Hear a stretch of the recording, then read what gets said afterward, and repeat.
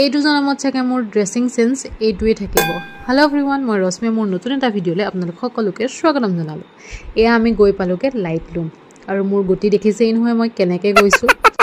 ৰাইজ এইটো জনমত মোৰ চাগে শুধৰণি নহ'বই, মানে মই এনেকৈয়ে থাকিম। লাইটলুমত গৈও যেতিয়া মই হাৱাই চেণ্ডেল পিন্ধি ঘূৰি ফুৰিছোঁ, তাতকৈ বেছি আৰু কি লাগে। ইমান ধুনীয়া ঠাই, কিমান ধুনীয়াকৈ ফটো তুলিব পাৰোঁ। ফাৰ্ষ্টতে কিন্তু মোৰ মনলৈ আহিছে পেট পূজা, আৰু শুনিয়ে থাকোঁ পাহাৰৰ মেগীটো বোলে বহুত বেছি টেষ্টি, আৰু প্ৰাইচটোও বাৰু ধুনীয়া তেনেকৈ। হ'বই দিয়কচোন, কষ্টও বহুত, তলৰ পৰা আনোতে বহুত বেছি কষ্ট হয়। যি কি নহওক খাবলৈ যে বহুত বেছি ধুনীয়া, আৰু কয়লাত বনোৱা হয়। মানে কি ক'ম আৰু, সেইটো টেষ্ট চাগে মই আনিব নোৱাৰিম জীৱনত, কাৰণ ঘৰত আহি বনাই খোৱাৰ পাছতো মই সেইটো টেষ্ট পোৱা নাই এতিয়ালৈকে। তাৰপাছত খালোঁ ম'ম'। ৰাইচ কি ক'ম, আকৌ যদি মই পাহাৰত মানে এনেকৈ ফুৰিবলৈ যাওঁ তেতিয়া এই দুটা বস্তু কিন্তু মই কেতিয়াও মিছ নকৰোঁ। ইমান বেছি টেষ্টি। এতিয়া মানে মই ভিডিঅ'টো যেতিয়া এডিটিং কৰি আছোঁ তেতিয়াও মানে মোৰ মুখত পানী আহি গৈছে ৰাইজ, ইমান বেছি টেষ্টি, আৰু খাওঁ খাওঁ লাগি আছে।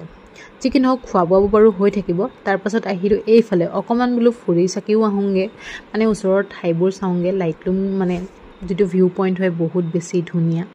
এই স্বৰ্গহেন ঠাইখনলৈ চাগে মইহে এনেকৈ গৈছোঁ ৰাইজ। গোটেইবোৰ একদম পূৰা ড্ৰেছ কৰি কৰি গৈছে ফটো তুলিবৰ কাৰণে। তথাপিও কিন্তু মোৰ মনত অকণো ৰিগ্ৰেট নাই ৰাইজ, মানে মনটো ধুনীয়া হ'লেই হ'ল। ড্ৰেছৰ কথানো কি আৰু, নে কি কয় ৰাইজ। আৰু এয়া দেখিছেই নহয় ক'ত খোজকাঢ়ি আছোঁ আমি ধৰিবই পৰা নাই, মানে চাৰিওফালে একদম কুঁৱলী, ইমান বেছি ধুনীয়া পৰিৱেশ, মই কি ক'ম। মানে শ্বিলঙলৈ যে গ'লোঁ তাৰ সাৰ্থক হ'ল মানে এই জেগাকণ দেখি পেলাই, ইমান বেছি ধুনীয়া ঠাই চালোঁ। এতিয়া আহিলে আকৌ খোৱা বুলি ক'লে আৰু মোক একো নালাগে ৰাইজ।